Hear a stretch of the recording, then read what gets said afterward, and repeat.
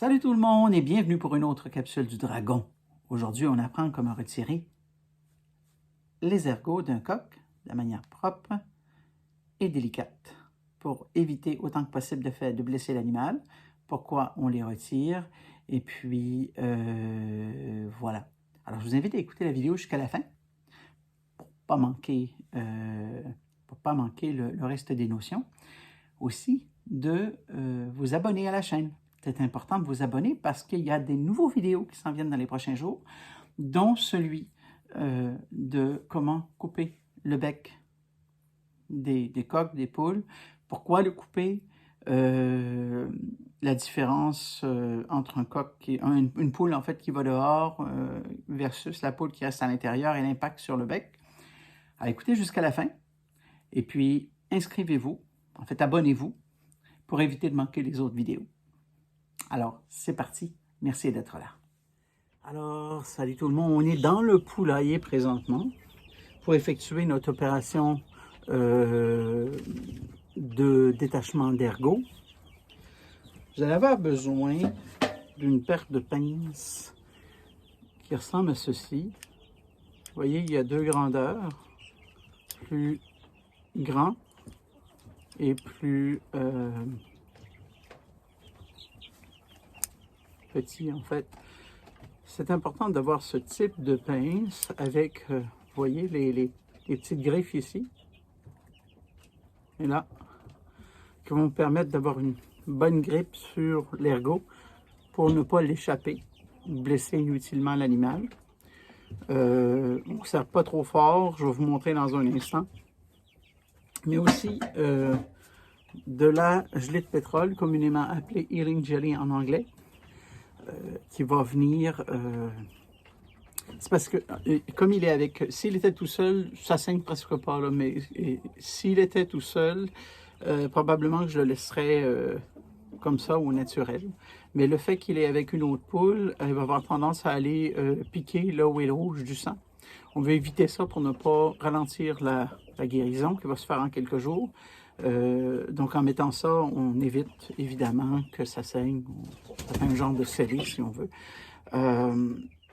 Vous pouvez obtenir chez les fermiers un autre liquide ou à la coop, peu importe, un liquide bleu ou rouge, c'est de l'iode en fait, qui vous permet d'un antibactérien. Ça vient sous forme de spray, là.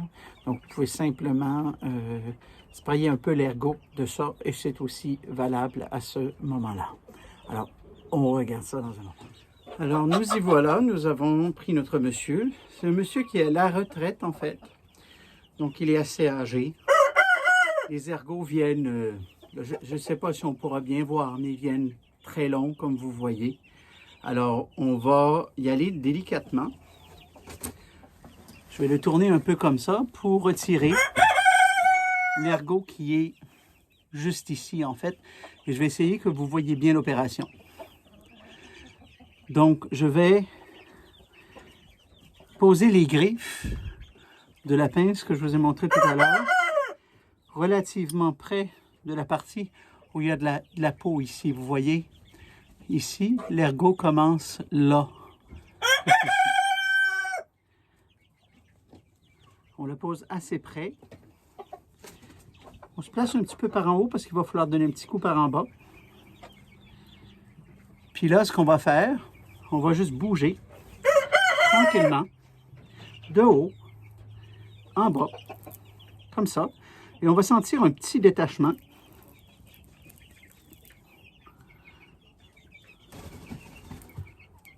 Voilà. Vous voyez? Donc, ça a fait un petit pincement. L'ergot, il est maintenant détaché. Donc, il bouge tout seul. Comme ça. Je vais essayer d'enlever les plumes ici. Vous le voyez bouger ici.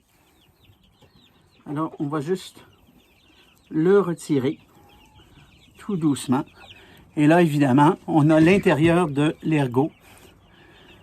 Alors, ça a sélectionné des petits vaisseaux sanguins juste ici. Je saigne un petit peu au départ.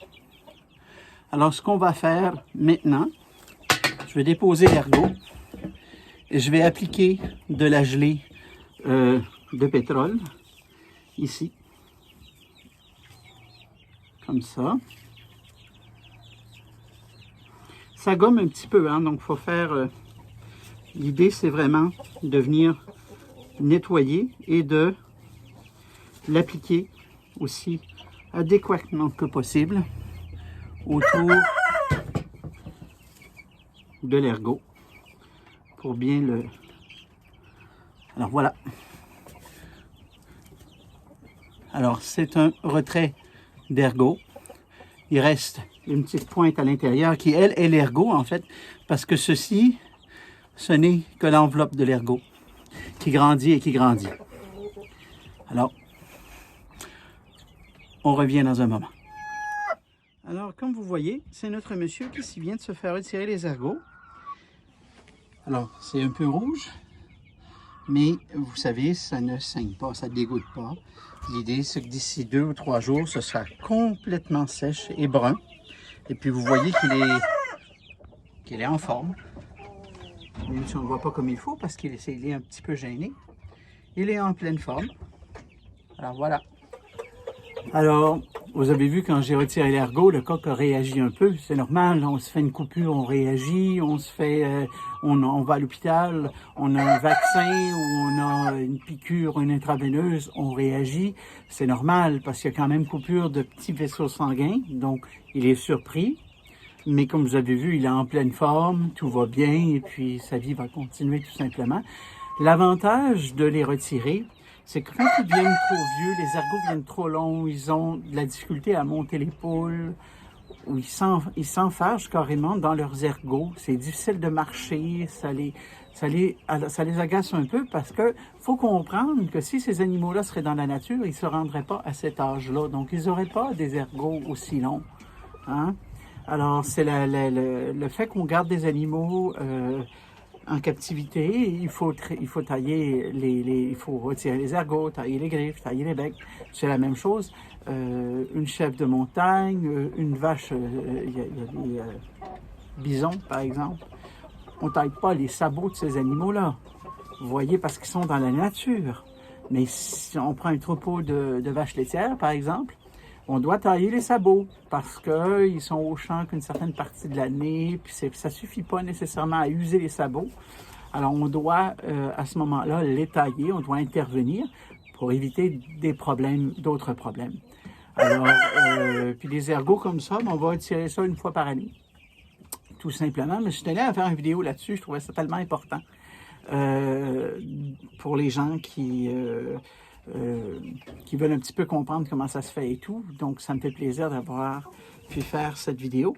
N'oubliez pas que d'ici quelques jours, vous aurez une vidéo sur la taille